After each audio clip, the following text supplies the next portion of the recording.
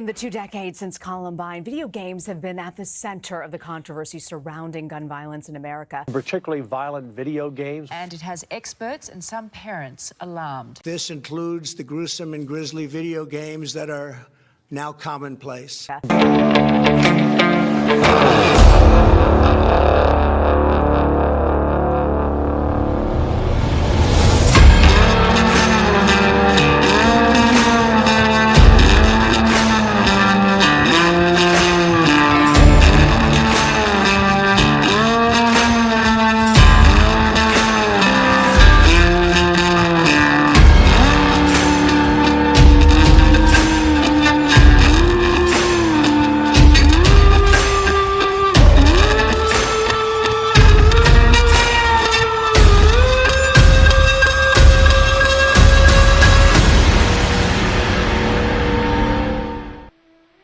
I remember playing games from 10 years ago, so the majority of my life.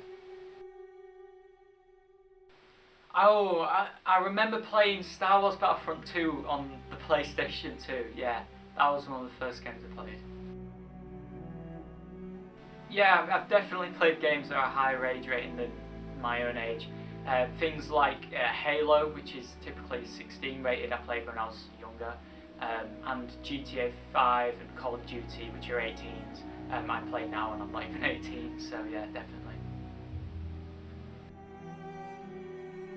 Personally, video games hasn't impacted me. I've only ever played them to play with my friends and socially, but I could definitely see how it could impact others.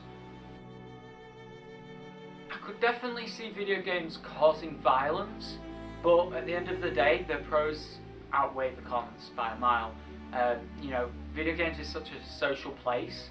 You can make so many friends there. I mean, most people play video games as it is just to like talk with other people, and especially at times like these where COVID's a thing and loads of people are in lockdown.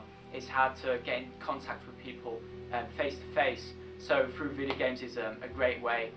So I'd definitely say yes, it can cause violence, but in most cases, video games are really a great place for communities of people of all backgrounds. I wanted to try and get a definitive answer once and for all. In this debate you have two sides that are so entrenched in their respective answers that no one is bothering to stop and actually look at the facts. On one side you have people that are convinced it must be the media that we're consuming that's causing this aggression. They are eager to point the blame there because they're biased against games, they don't understand them. However, on the other side you have people like myself, people who grew up playing video games, and personally I know a lot of people who play video games, like myself, and we are not violent people. The problem with that though, it's not real proof, it's only a small amount of anecdotal evidence, and it's also important to recognise that everyone's minds are different and they function differently. We are biased in this debate too because we're eager to defend something that we love, that's embodied our childhood. But neither side of the argument is having a conversation because we're both certain that we're right. What I would like more than anything is the truth. If video games have no connection to real world violence whatsoever, I want to have done the research and have the receipts, and I would like to prove it to people who claim otherwise. But on the other hand, if I was to find alternative evidence that says video games are warping our minds and are making us more prone to violent impulses, then I want us to hear that hard truth too. It will be important for us to know because we can start to find out a solution. I think on the most basic level, I would hope that we're all united in the same goal of trying to find the source of blame and how to correct it. In my opinion, I think it's hardly fair to take away something that is so important to so many people and give them a form of escapism and paint it in this light and demonize something that has, again, helped so many people with coping with everything just from work, school to the reality of their day-to-day life. I am heavily biased in this debate because I consider myself someone who has been helped hugely by video games.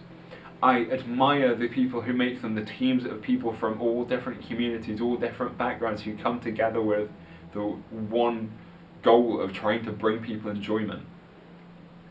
I thought it would be a good idea to reach out to a few people who can give more of a professional outlook. I reached out to David Bateman. the voice behind the cold and calculated killer, Agent 47 in the Hitman games. David has been the voice of 47 for the past 20 years. Hello there, my name is David Bateson. I play Agent 47 in the Hitman franchise. Does violence in computer games lead to violence in real life? No, I don't think it does. It's a very long way from playing a first-person shooter to taking a real weapon and going onto the streets and killing people. So, not in my wildest fantasies could I imagine that. I will say that if you have issues, psychological or mental problems, and you're left too much to yourself, you might have some problems. And I would encourage you desperately to go and seek some help. But as such, violence in computer games leading to violence in real life? Nah, I don't think so. I think David clearly stated that it could cause violence if these other circumstances were true. And now, before moving on to the next quote, I'd like to talk about a tragic event that happened way back in 1999, the Columbine school shooting. Before I go any further, I would like to preface this by saying this is a tragedy, and I hope everyone can agree that the two shooters were not in the right frame of mind, they weren't in the right mind space at all, and they should be condemned for what they did. But the main reason I wanted to talk about this is because it was found out that in a videotape recorded before the shooting, Harris, who was one of the shooters, expressed his excitement towards the upcoming tragic event, proclaiming it would be like Doom, a popular video game franchise. Some reports even go as far as to say Harris had mapped out a level to look like Columbine High. This would seem like concrete proof that video games can create violence. However, we have to look at other contributing factors. A study was conducted that deemed Harris had a disturbed personality and suffered from prominent narcissistic, antisocial, and sadistic traits. Which, of course, this in no way negates the severity of his actions. But this case was used as a flagship against video games for the longest time. Yes, Doom may have desensitized Harris to violence, and it may have been used to influence him in some way, but it all comes down to contributing factors. Yes, they have a part to play, and yes, they can enable these acts, but there are so many other things to consider, such as mental illness and the environment someone is brought up in, regardless of intervention from video games. If video games didn't exist, it would be something else we could have been discussing now. It could be films, it could be exercise. What Harris needed was help, but unfortunately he did not get the help he needed, which in turn led to this tragedy. Some video games also take things from the real world, because in most cases that's exactly what they are, interpretations of the world around us. Look at Call of Duty, for instance. The concept of countries at war did not originate from games. It originated from the real life. I reached out to Bryan Dechart, who summed this up perfectly.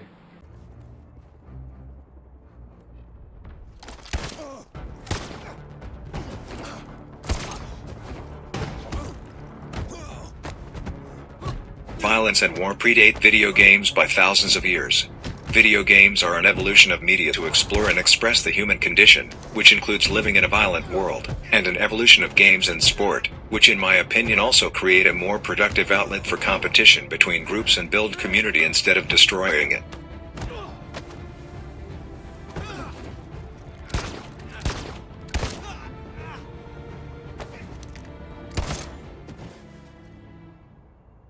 You should have listened to me, Captain.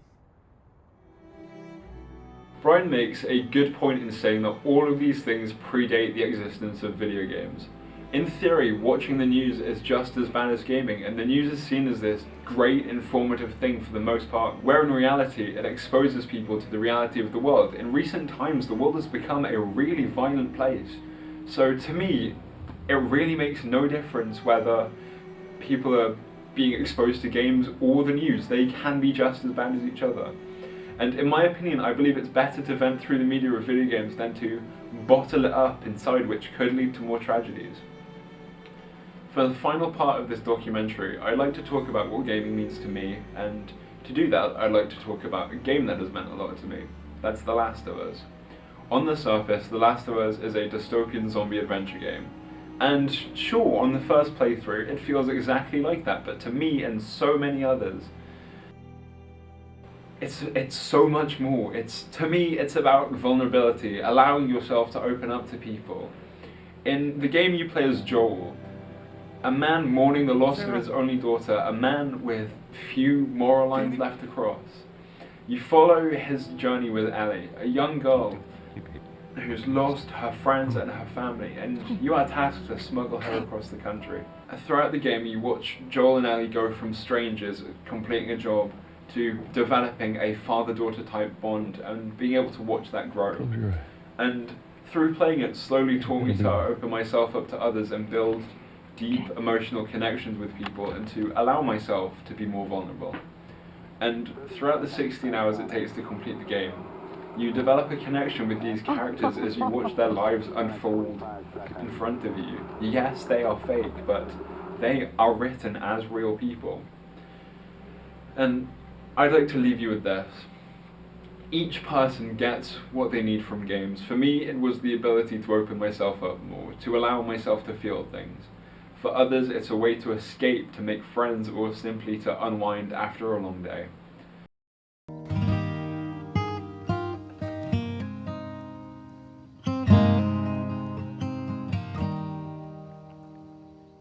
If I ever were to lose you, I'd surely lose myself. Everything I have found here, I'm not found by myself. Try and sometimes you'll succeed to make this man of me. All my stolen missing parts I've no need for anymore, 'cause I believe, and I believe 'cause I can see our future days, days of you and me.